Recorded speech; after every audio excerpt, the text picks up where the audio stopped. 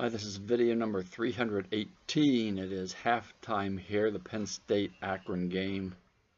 Penn State up 35-0. Feel kind of bad about that. But if it were the other way around, I'd feel even worse. So at halftime, I thought I would do the video here in halftime and then go for the second half. Maybe turn on another game before the Penn State game is over because I hate to see such a one-sided game. It's overcast and rainy here today. Very cool, probably low 60s. It's I could live with this kind of weather all year, but it's going to get warmer after today, I'm sure. But fall's coming, and fall's my favorite season. Did a workout this morning. Got up early and did a workout because I knew I was going to breakfast. So I went to the men's prayer breakfast thing that we go to. There were some new guys that I had never met. There were 7 of us all together. Had my oatmeal, had my coffee, a lot of scrambled eggs, and I had 2 slices of French toast. So that was good. The food was really good. Being with those guys is really good too. They're really nice guys. Probably sat there for 2 hours and talked and that. So that was fun. Came home, turned on the game after a couple hours. Gonna be a lazy afternoon here probably. I just kind of watched some college football. Maybe turn on the U.S. Open tennis tournament. Still have to prepare for a small group tomorrow. And I think I said once before in a video, it's going to be on the Trinity, like the God in 3 persons. So I want to read it up on it, and then I have my own ideas about that. How do you explain? I mean, how honestly do you explain like there's one God but in 3 persons? That's pretty strange and probably not something that anyone can understand. But okay, my son was over last evening, and actually this morning too, when I came home from breakfast, he was here. He was talking to my wife. I thought maybe something was wrong, but it wasn't. He's reading my book, which is enormous because he has probably read, for enjoyment books, he's probably read 1 or 2, maybe 2. So this is like maybe the 3rd book he's ever read that he didn't have to read for school. He's not big on reading by any means. But anyway, he's up to about chapter, I think he's close to the end of part 1, which is the intense part. That's all of the suffering and all of the different stuff that we went through in this family, stuff I went through. I mean, he lived the story, so it's very, very interesting to him. He lived the story. He's in the book. He's a character. And he comes over and asks me different kinds of things about the book. He asked me, in one of the chapters, I talk about during the year and a half of polydrugging back in 97 and 98, when I went over to the Rite Aid, the drugstore, and I picked up my prescription in the back, and I walked up front, and I was so incredibly depressed and feeling awful. And there was this young lady up front, and I remembered her from a church that we had gone to. Pretty young lady. She was like all happy and smiling. And I wanted just to tell her how miserable I felt, but I didn't. I didn't say anything. I know who she was. She had gone to the church we went to. And then later in the book, I talk about having dinner with 2 people who were still going to that church. And this young lady had committed suicide. And I thought, oh my goodness, if I just maybe would have said something to her that day, because I was feeling awful. Maybe she could have said, yeah, this smile on my face is not real. I feel really crummy too, and we could have maybe talked or something. But he was asking about her. He was really young then. He was like 12 years old. Last night he asked me about, this was interesting. He's seeing a young lady whose father has had a lot of issues. He's on a lot of drugs right now and stuff. I've talked about him before. As far as I know, he's still on 4 high doses of some nasty drugs, some psychotropic drugs. Anyway, she's reading it as well. They were over here a couple weeks ago. I gave them each a copy. They had asked for a copy. He was asking me about, she asked him, well, what's your dad taking now? Because I'm so happy and everything and outgoing. And he said, well, I don't think he's taken anything, and I'm not. I haven't taken anything for years. And then he asked me about the panic attacks. This all started way back in, I I think early 97, maybe late 96, I was getting panic attacks. I would wake up in the middle of the night and just be absolutely terrified. I thought my heart was doing weird things. I didn't know what a panic attack was exactly. I had never had one. So he was asking me, well, why don't you have them now? So I explained to him. And like, if you've never been through something like this, you can't really grasp it, I guess. That like the issue at my work when I was working then, I said, and that was very stressful. I didn't talk about it really at all to anyone. I just kind of lived it, tried to deal with it myself. I said, and then there was like his sister, you know, she was beginning to be a teenager, and like she was going through her little rebellion thing, and that, and then I started drinking a lot too because of, I always did drink, but I drank a whole lot more when that stuff was going on, and I started getting panic attacks, and I had no idea why I was getting them or what they were. And then there was the day where I was with him on Interstate 81, and I had a panic attack, didn't know what it was, thought I was having a heart attack, and then that was just a bad day for everyone concerned. So he was asking me, well, why don't you have them anymore? I said, well, I don't have those issues anymore. There's like no stress. I'm not drinking. I'm not during the time I took Klonopin too. I took Klonopin another 13 years after. Shortly after that, I started. I was put on Xanax and a bunch of other stuff for a year and a half. But I still had panic attacks after I got off of the year and a half of the poly drugging. I still was taking Klonopin, and I can remember times where I would have panic attacks now and then, even on the Klonopin. And in particular, specifically, I remember sitting on the sofa, I think with him or someone, and I was watching the British Open golf tournament, and I had a panic attack. I just sat there quietly and I was freaking out inside, but I just sat there quietly, and over that time, I had a number of panic attacks right around then. And over the years, I would get anxiety attacks, panic attacks, even on the Klonopin. But he asked me, well, why don't you have them anymore? I said, well, I don't drink anymore. I'm not taking the Klonopin. I said, that actually caused panic attacks in me, which is so weird because you think, well, I have to have this because just think if I weren't taking it, I would have even more panic attacks. Well, that's just not true. But it doesn't seem to be logical, but it actually is quite logical. Anyway, so he's reading the book. That's like the third book in his life now. That's not like a textbook that he has to read. So that's pretty cool. Let me see. I think I have 2 emails. One I responded to in text directly, and then the other one I'm going to respond here because there's some things I want to talk about.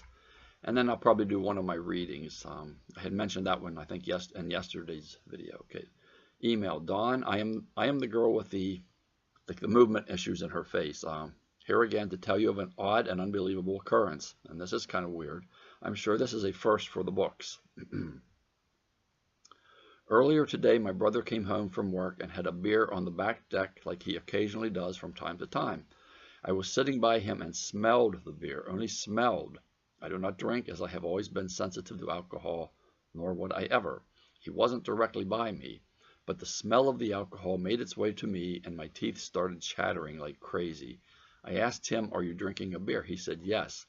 I thought this was a fluke, so I asked him to bring it right under my nose, and my head and neck face started contorting and jerking. As soon as he pulled it away, it stopped. We did this again, and the same thing happened. As soon as the smell was pulled away, it stopped. I've heard of people drinking and reacting, but smelling? And why would the movement issue be activated? I am floored by this. Am I severely damaged? I know the limbic system part of the brain controls voluntary movement, extrapyramidal symptoms, and smell and emotions, I'm pretty sure. Is this a bad sign? I wonder what the mechanism of action was that caused this reaction. Is it GABA receptors being hit by the smell? If so, what does this mean? Is it dopamine? What do you think this means? This is definitely an indicator of something gone awry in my brain. A chemical he used to clean made me jerk once before too. I wonder if that had alcohol in it or something else. I know people develop chemical sensitivities. I am frightened by what all this could mean. If I am that sensitized from kindling, off then 10 months reinstated, am I just done for? I know you're not a neuroscientist, and I couldn't make this up if I tried. If you have any theories, please let me know. Okay, and then she wrote me another one. This had me thinking, does this mean possibly there are not enough GABA receptors online and they polarized or something? And then she goes on about being 10 months and Klonopin, and so on. Or I'm just paradoxical, and or the smell of the alcohol kind of proved the sensitization of my CNS. I keep thinking I have autoimmune limbic encephalitis because I have 13 of the 20 symptoms, and symptoms of hundreds of other neuro illnesses too. Okay, let me see what else. Okay, so sorry for all my rambling. I'm just so convinced I have a deteriorating motor neuron disease. Isaac's syndrome is another one, which is rare. That's a rare thing. Gosh, I just can't stop. I saw someone diagnosed with Isaac's syndrome because of Klonopin. See, I can't stop. Here I go again. Okay, she wrote me like, that's 3 emails. Most of them 3 emails. It's a big case of overthinking, first of all. And we all do it. We all do it in withdrawal. We do. But I responded. This is what I wrote. I think it is simply a matter of olfactory sensitivity or hyperosmia. That's what it's called. Olfactory sensitivity, or very, very sensitive with smells. In withdrawal, we all seem to be extremely sensitive to different types of stimuli: light, heat, noise, smells, taste, and so on. Your sensitivity seems to be with odors, at least the odor of beer, and it manifests itself in movement, like facial movement. I would certainly not believe it has anything to do with the GABAergic system in the sense of an exposure. If it were, your symptoms would not disappear immediately upon the cessation of exposure to the odor. Many people who have never been in withdrawal have extreme sensitivities to odors and manifest the sensitivity in different ways. A member of my family is extremely sensitive to dozens of kinds of odors, even some that are considered to be pleasant, like scented candles. Okay, and she did email me back after that too. But if it were actually an exposure of the GABAergic system, it would probably, I would think, there would be some kind of ongoing chronic, at least revving up symptoms for a certain amount of time. But she said when the odor is gone, okay, that everything stops. So I think it's just the way it's manifesting itself. I remember odors when I was in withdrawal. I mean, I was like sensitive to sounds most of it. Odors, there were certain odors that really, really bothered me, would make me feel immediately sick. I've talked about this once or twice. What it was called, white linen. My wife would spray sometimes different kinds of sprays. White linen was one of them. I just absolutely, it made me almost, it was the thought of it. It was the smell, but then the thought. I don't know. It didn't make me like physically ill, but it would freak me out. I would just start freaking out over it. I don't know why. That one scent. There were others like vanilla and cinnamon I was okay with, but the white linen just, there was a fear component of that for some reason. I don't know why that was.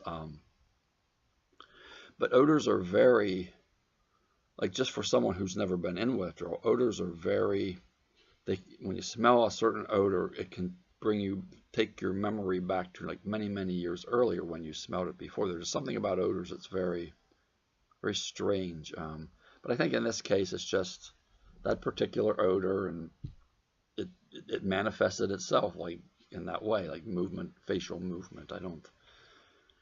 There's so much weird stuff that goes on in withdrawal. It's hard to explain. Some of the things are just simply unexplainable. I mean, I do my best here to try to explain things, but that one does seem to be a sensitivity to a certain odor, and then like it manifests itself in some way. Mine was fear with that white linen spray, but hers is facial movement and probably just freaking out too, because it's scary. Okay, the next email. Hi Dawn, I have just recently discovered your website and am impressed with all you are doing to help us benzo sufferers. I'm just over 6 years off. Don't freak out, off benzos. Don't freak out over this, okay? I was never on any other psychotropic drugs and have lived like a saint. Clean diet, low stress, no alcohol, minimal caffeine, moderate exercise, drink sufficient water, avoid MSG and other chemical input, and so on, for the last 6+ years. My withdrawal has been on the extreme end, I believe, as I was bedridden and housebound for the first 18 months, still extremely debilitated for a few more years, and only recently have begun to experience some periods of being almost symptom-free. I still always have background symptoms for example, floaters and light sensitivity, and still experience waves from time to time which frustrate me, such as the last few days. However, for the first 5 years I had no windows, no symptom-free days, and this past year I do seem to have some periods of reprieve and am a happy, functional member of society again most of the time. I am writing because Dr. Jen's recent setback has completely spun me out, as it has many people.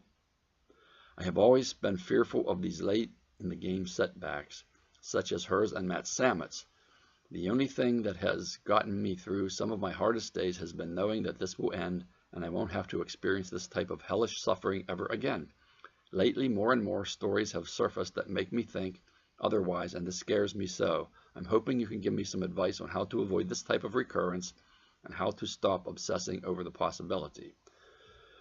Also, I recently watched your video on alcohol during the post-withdrawal. I have refrained from alcohol for many years and intend to refrain for many more. However, I did have the hope that someday, in quotes, even if it was 5, 8, or 10 years from now, I would be able to enjoy a glass of wine with my husband again, or toast a couple at a wedding with champagne and so on. Very moderate, very occasional alcohol consumption. I am aware it acts on GABA receptors and that we remain vulnerable for a period of time even after feeling healed. I have spoken on the phone with both Una and Belissa before. They both assure me that given enough time and healing, I will be able to enjoy this pleasure again. Belissa suggested waiting a full 3 years after feeling healed to reintroduce any alcohol, and Una suggested attempting very minuscule amounts when I feel ready and seeing how it goes. I tend to think Belissa's advice is safer. Anyhow, I was surprised to hear you say that it will never be okay again. Can I ask why you think this is a never thing versus something we just have to wait for like everyone else? I know there are many accounts of people having flare-ups from alcohol, but where are they in their healing journeys? Are they still symptomatic or recently feeling symptom-free? I guess I'm just disappointed by the thought that I won't be able to have a drink ever again and have never had an alcohol problem. You think I'd be used to this by now after abstaining for so long, but was still holding on to the hope for someday. I certainly don't want to risk a setback, as I mentioned along with my first question. Any advice you can offer would be appreciated. Thanks so much for all you do. I have been exploring all your resources. Thank you also in advance for your time and attention. Okay, there's a lot to this one. Let me see what I want to do. I wrote some notes here because I wanted to touch on some things. Okay, first, Dr. Jennifer and Matt Samet. I know when I was in withdrawal, shortly after maybe I started feeling better, like Matt had written the book and so forth, and there was this talk, I think I was starting to feel better actually, that he was having a setback, and he thought maybe, I think he had taken some opioids, maybe painkillers, was drinking a lot of coffee, and Dr. Jen, in many ways, I think, there's no way to know. He didn't know. I don't know that she knows exactly. My thought is, being a healed person now, they exceeded their stress limits, maybe. I don't know. I'm not them, so I can't really say. But it just seems that way to me because I know what Dr. Jennifer was doing. She's a very, very active, out there kind of person who I think has been used to just going for it. And I think maybe she just exceeded her stress limit. This takes a lot of helping other people through things that are so very, very difficult. And you hear a lot about like depression and suicidal ideation and panic and anxiety and terror. It takes a toll. And she did a lot of talking on the phone. When you spend hours a day talking on the phone, it was hard for me back when I did talk on the phone. So I think maybe that's what happened to her. And it kind of, to me, it's sort of like, if you go with the whole PTSD thing, that we are in PTSD when we are in withdrawal, it's sort of like she rekindled, but not with drugs, not with chemicals, with like too much stress. And I'm not talking about just typical everyday stress. This is hard stuff. This is very stressful sometimes. I've talked about this several times now, that there are times I know I have to back off because I can feel, okay, this is not good. And this is true of anybody, not even people in withdrawal. Now, for Matt, I don't know. When I think of even climbing faces of rocks, big rock, and like that just freaks me out. Like I could stress over that just thinking about it, not even trying it. So I don't know if that is part of what had him gave him a setback some time ago. I really don't know. And I also pay attention to these. Like I think of like Matt, I think of Dr. Jennifer. I mean, I'm a healed person too, and I'm fine, I'm good. But I have to think like, okay, what did they do that I have to guard against? I'm not going to be climbing any rocks, I can guarantee you that. I mean, I couldn't physically do it now anyway, but I've tried to be careful in not exceeding my limits as far as the things that I do. All of the emails that I answer, the videos, talking on the phone. I am reasonably vigilant about my recovery. Not completely, but reasonably vigilant. And I have to think too, I am only 10 months ahead of Dr. Jennifer. I mean, I got off Klonopin 10 months before she did. So technically I'm only 10 months ahead of her in that way. Although we are all different, so you can't really use that as a measure, I guess. Okay, the alcohol part of this. Okay, alcohol affects the GABAergic system. We all know that. It's not the same way that benzos do. Benzos have a specific binding site on the GABA receptor. Alcohol seems to be different. It also does different things to your body too. It is a toxin, at a certain dose. But anything that to me that affects the GABAergic system, I'm leery of. I remember what I went through, and it was not fun. That was very ugly. But we are all different. I would never say one day it will be okay. Okay, I would not say that for anyone. Maybe some and not others. Maybe some could at some undesignated time in the future when you feel absolutely well and you would like to take a drink. Maybe you could and not be affected, but for others, probably not. We are all different, and even in that regard. But there would always be a risk. There's a risk. It's the odds. There are certain odds for each one of us, and you don't know it unless you try it. And that's where I have a problem for myself. I speak for myself. I was an alcoholic, so I would probably never pick up a drink again anyway, unless, like she mentioned, like a toast at a wedding or something. Maybe if maybe I would. Probably not. I would put like water or some kind of grape juice in the glass and toast or something. I'm leery of that. And then I do have, when I was about a little over 3.5 years off, maybe I was about 1.5 years well. I've mentioned this before. I went to a Greek festival with our neighbors. There was a dessert there that my wife got and didn't like. She gave it to me, and I knew immediately this has Jägermeister on it. That's an alcoholic, I guess you would call it like a liqueur maybe or something, reasonably strong. And I didn't really think much of it at the time. I kind of liked it. It tasted, because I remember the flavor quite well. And about 20 minutes after I ate it, and it wasn't like cooked into it. I could tell like it was drizzled on there pretty good. I started getting symptoms. I got like derealization. I got burning in my jaws. And I thought, oh my goodness, I'm back in withdrawal. It went away reasonably quickly, but it did kind of freak me out because the derealization, I was getting dizzy, and it wasn't because I was intoxicated. I drank a whole lot more than a little bit of Jägermeister and a dessert, but I mean, that was my own personal experience. I was only off a year, or I was off over 3 years, but I was 1.5 years well. So that was my experience. I can tell that if I took a drink right now, if I went upstairs and took a drink, just one, it would have it would be bad consequences. I can just imagine the feeling I would have. It might be kind of cool for a moment, but I know it would affect me almost immediately. But then alcohol was largely responsible for me getting on benzos in the first place. That was a huge factor in me actually ending up on psych drugs and 13 years of benzos. So there was something else I was going to mention too. I mean, you kind of got to play it as you go. If if in the future you're feeling really, really good, you have to remember too, my nervous system was damaged by alcohol. I'm sure of that. I mean, I still have issues from that, like and alcohol does, it affects the actual the physical makeup of your body. It can mess up a lot of different organs in your body, including the brain. I mean, there are people who are alcoholics who, if you do an MRI of their brain, it has been affected. There has been tissue damage, you know. So I've never had that done. My brain appears to work pretty well. I'm fine in that regard, but you know, I can just tell, like, if I took a drink right now, it would be a problem. It would be a problem for me. But I'm 7 years off, but that's just me, and I was an alcoholic, so that's how that goes.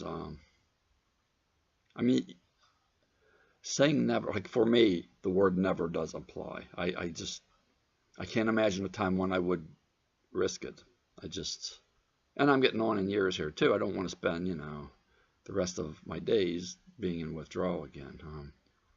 So, I mean, and I have heard of people who got well who claim to be drinking again. I have heard of that. We're all different. It would affect us differently. So vigilance, okay? And if you feel pretty certain, like, okay, I think I can take a drink and I'll be okay, then go ahead. But for me, I just wouldn't risk it. But then at the end of my drinking career, I was not having any fun drinking. It was always bad news for me, even just a couple drinks. So anyway, that's what I got to say about the alcohol. And also about Dr. Jennifer and Matt. I think maybe they kind of like overstressed themselves in some fashion. I don't know. I don't know Matt that well. I don't know Matt at all, except for his book and reading some of his posts in Mad in America, and Dr. Jennifer I know fairly well, but I don't know exactly everything she says. You know, she did not take a benzo or drink or do any of that. You know, that this does appear to be something that's from stress, like from you talking on the phone to people and so forth, stress in her life that not typical stress, but this is a certain kind of stress when you're helping someone who's going through withdrawal. It can be very, very difficult. Okay, okay, the next thing here, where am I at? I'm at 27.5 minutes. Maybe I'll just, okay, I'll read this one, I guess. This will take a while, though. My Tree of Hope, that's what this one's called, and it's an excerpt from Home and Dry, the book that I wrote, which is also online, From Fear to Freedom. Okay, and this was written about 4 years ago. Saturday morning, once again, cup of coffee, blinds open, slight haze on the mountain, peaceful. While I sit here with my feet up on the coffee table, anticipating the yet-to-be happenings of this new day, I am looking up at the mountain, barely able to discern my Tree of Hope. I have probably stared at it with great satisfaction thousands of times in the past 2 years. I had written about it this summer in my yet-to-be-published and hopefully soon-to-be completely edited book.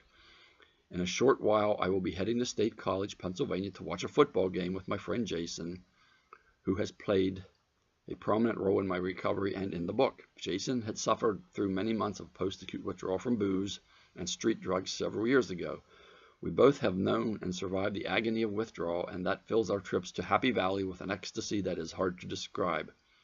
Pure, carefree joy, maybe. I wanted to share an excerpt about my Tree of Hope here. I often wonder if I had ever seen this tree during my years of withdrawal, but never recognized it until I was well. It had been there all the time. I just didn't know it. Here is the excerpt. Okay, and this is from the book.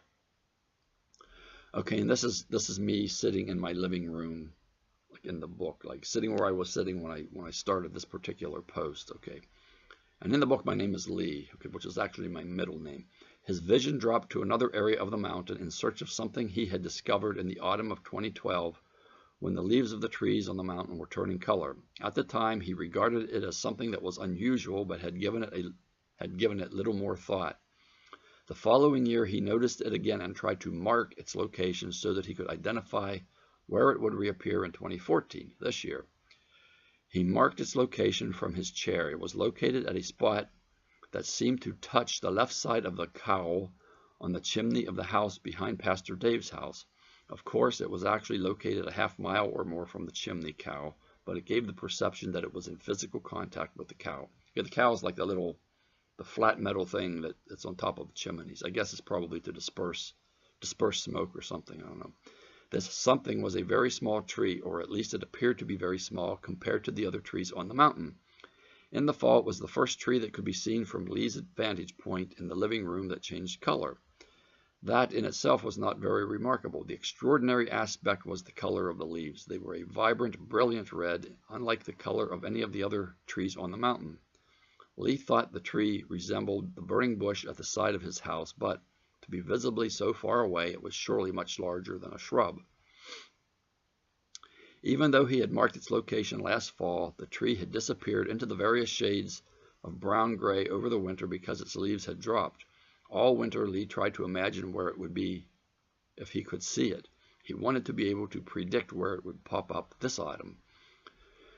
One morning last month, to his surprise, he rediscovered it. It was a significantly lighter shade of green compared to the other larger trees surrounding and behind it.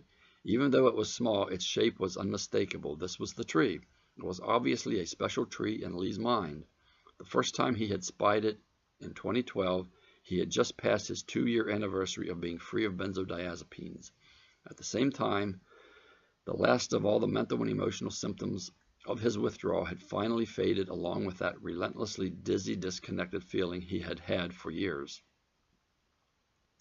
That was a symptom he had expected to haunt him the rest of his life. Even though he had always hoped it would leave, he really did not believe it would. For that reason, Lee had claimed this particular tree as his own personal tree. It would forever remind him that miracles happen. In the last 4.5 years, he had been the recipient of many miracles. He never wanted to forget it, and this tree would help him to always remember the gifts he had been given. He called it the Tree of Hope. In many ways, this tree was very much like the hope that had helped him survive withdrawal. For many consecutive months, the hope within him was nearly imperceptible. It felt small and insignificant compared to all the other overpowering feelings of fear, despair, guilt, shame, paranoia, weakness, anger, defeat, and even hopelessness. He kept a tiny ember of hope alive every day by reading success stories of others who had survived withdrawal and who promised that there was a rainbow of wellness at the end, a wellness with a greater intensity of satisfaction, happiness, and peace compared to the intensity of the unending fear, dark depression, and total despair of withdrawal. He had hoped that those stories were true, and his hope had paid off. Those success stories were truer than he could have imagined. Even though the hope had seemed small, it was enough. Lee could not see the Tree of Hope during the winter months, but he knew it was there among the rest of the trees. It was simply camouflaged from his sight. It was much like the many times in withdrawal when his brain lied to him that he would never be well, that he was mentally ill, and that he would always be sick, that he should just give up. At those times, his brain would not allow him to feel any vestige of hope, and he felt no hope. But there had always been a tiny spark of hope inside his very being that refused to cower to the lies of his ailing brain. He didn't know it was there mentally, because his brain would not allow it, but he knew it was there within his spirit, against which his brain could mount no attack. At some point in Lee's withdrawal, he did start to feel a glimmer of wellness in the form of lifting depression and fear. This fanned the flames of his hope until it burned brightly, just as the Tree of Hope seemed to burn brilliantly in the autumn. As time went on and Lee's recovery accelerated, he began to share that hope with others so that their hope would not be extinguished by withdrawal and would eventually grow and be spread to others as they healed. Lee thought that one day he would like to physically touch his Tree of Hope, but he did not know a way that could ever occur. It was far away, and the closer he might get to it, the more it would be lost from his view. He would not be able to find the tree for the forest. Maybe it was just as well. Hope cannot be touched, but it is still there. He could be satisfied to see it in full array in the autumn. It was enough just to know it was there, and always would be as long as he was alive. Okay. Yeah, that's it. So yeah, the Tree of Hope. It's not, I guess it's still up there. It's, as I said in the last video, I can't see it now where it would be if it were there. And I didn't see it, I think the year or two after that, I couldn't see it either because I don't know if other trees bigger trees like overshadowed it or what. But now the tree of strength and truth, which is also written about in the book, it's an Osage orange tree across. It's in the yard across the road here. It has gotten enormously bigger than it was. I thought it was actually a bush. When I wrote about it in the book, I thought it was actually a bush, but it turns out to be actually have been a tree inside a bush. And they got rid of the bush and all the trees there. But I wrote a little analogy or allegory there too about the tree of strength and truth. So now there's another tree on the mountain. I noticed it last year. I hope it comes back this year. It's like this bright yellow tree. It turned yellow last year and everything else was still green. It was almost like it was expecting fall to come and the rest of the trees were still waiting. I don't know.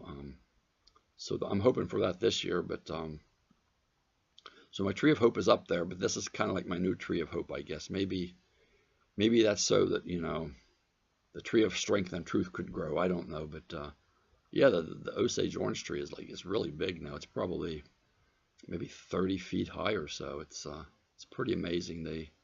It was growing inside of some sort of like a honeysuckle shrub. Yeah, I wrote about it in the book. It's kind of funny because a lot of times I would look across the street when I was drinking and think like, well, I want to cut whatever is growing in the middle of that bush out. When in fact that's the thing, is the tree, and the other part, you know, that's what they cut away. But anyway, okay, that's the tree of hope. Yeah, that's it was a good analogy. It's so it's still up there somewhere, but it's been replaced by another tree of hope, I guess. So there's always hope. That's the whole point. There's always hope. You don't have to feel it, you know, to any great degree. Every now and then, like I would feel it as when I would read the success stories. That's when I felt it, and I didn't feel it in like enormous amounts. I felt it like usually once a day, maybe toward the evening too. Sometimes I would feel more hope, and that was enough. It's enough just to keep you. It was enough to keep me from going from 10 o'clock one night till 10 o'clock the next night and still be alive and breathing. That's what did it. Just looking for hope, looking for, there was hope, there was validation too, like the forums that Benzo Buddies gave me validation. I'm not alone in this, there are other people, I'm not crazy, but the hope really came from the success stories. And I got most of those from Benzo Buddies and from some other things too that were posted that I found here and there. So that's what I have for today. Hitting close to 40 minutes here now. Let me see, watch a little more college football this afternoon, maybe a little tennis, read through my lesson for tomorrow, figure out what I would kind of like to talk about. Unless the pastor talks about something I'd rather talk about, then we will talk about that, or probably a combination of the two, I don't know.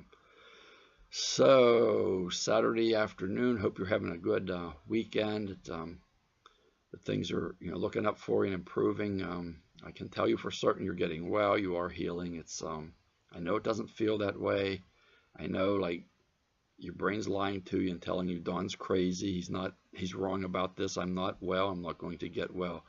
You got to remember, your brain lies to you in this. And when I was in withdrawal, and I think this is important, and this is, to me, this is it's a hint, it's something that I think maybe literally is true. When I was in withdrawal, it seemed like one part of my brain was fighting the other part. Like there was the part that was like terrifying the rest of it. The rest of us trying to rewire and get well, and this other part is like, it's almost like it was programmed to not let that happen. I don't know. It was very strange. It was like this battle was going on. And I think maybe literally that's what's happening in the brain. And I won't go back into all of that. I've talked about that before. But anyway, I hope you have a nice rest of the day. You are getting better. Your brain is healing. It's rewiring. You get through this. And I know when you read about like Dr. Jennifer and Matt and different people who have like setbacks or whatever, have like additional symptoms or intensification of symptoms, it's freaky. It freaks you out.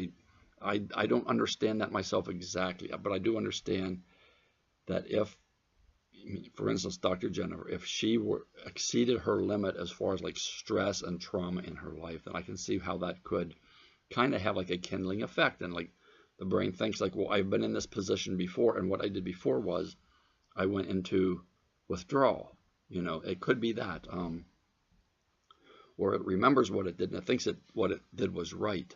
So if it does that, then the rewiring has to be readjusted to get around that.